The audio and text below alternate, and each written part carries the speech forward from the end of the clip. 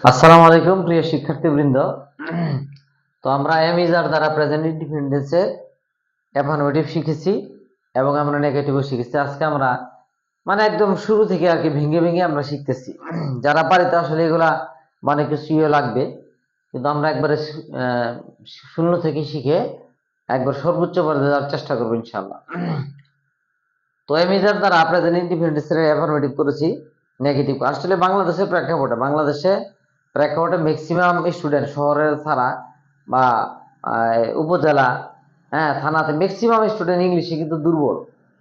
তো বাংলাদেশে ম্যাথ, অঙ্ক এবং ইংরেজি যদি কম্পেয়ার করি, বাস্তবতা যেটা, অঙ্ক যতটুকু না দুর্বল, এর চেয়ে বেশি দুর্বল ইংরেজিতে দুর্বল।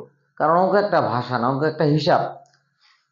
অঙ্ক শেখার জন্য আলাদা করে কোনো ভোকাবুলারি শিখতে হয় না। অঙ্ক শেখার জন্য কিছু সূত্র জানলেই হয়, কিন্তু একবারে গ্রামারি যেগুলো জানতে হয় না।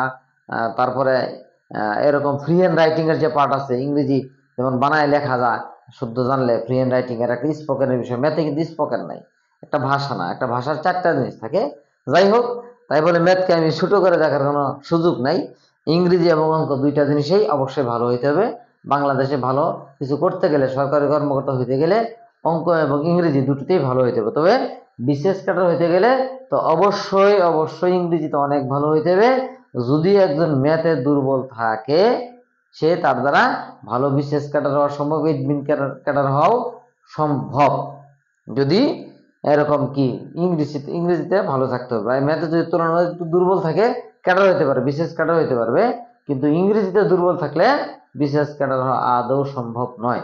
ওকে, আমরা যদি এখন, তাহলে আমরা করতেছিলাম প্রেজেন্ট ইনডিফিনিট টেন্সের ইন্টারোগেটিভ। এখন করব এমিজার দ্বারা প্রেজেন্ট ইনডিফিনিট টেন্সের ইন্টারোগেটিভ গঠন। তাহলে আমরা am is are plus subject plus complement plus adverb, এগুলো আরো বড় করা যেতে পারে। আসলেই এখন আমাদের উদ্দেশ্য এটা না। এখন আমরা শিখতেছি যে প্রেজেন্ট ইনডিফিনিট টেন্সটা আমরা কিভাবে চিনবো, টেন্সটা চেনার বিষয়টা।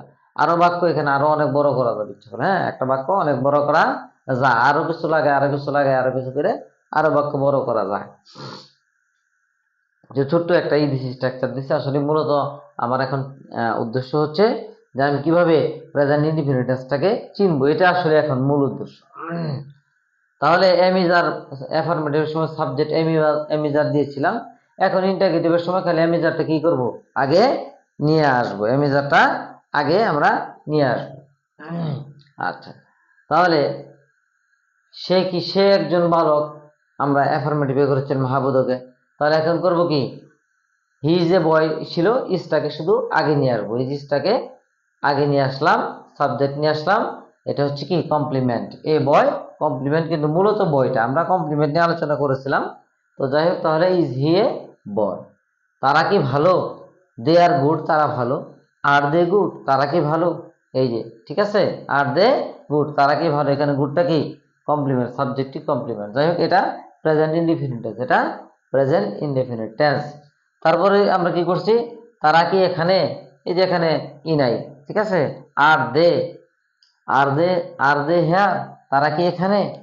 আচ্ছা, দে আর হেয়ার, তারা হয় এখানে। শুধু আরটাকে কি করছি, আমি পূর্বে নিয়ে আসছি। তো একদম সহজ। আমরা প্রেজেন্ট ইনডিফিনিট দ্বারা প্রেজেন্ট ইনডিফিনিট টেন্সের কি শিখলাম, অ্যাফার্মেটিভ শিখেছি, নেগেটিভ শিখেছি এবং ইন্টারগেটিভ গঠনটাও আমরা দেখলাম। তারপর আরেকটা ভিডিওতে আমরা ইনশাআল্লাহ দেখবো এমিজার দ্বারা প্রেজেন্ট ইনডিফিনিট টেন্সের নেগেটিভ ইন্টারগেটিভ। সবাই ভালো থাকবেন, আল্লাহ হাফেজ।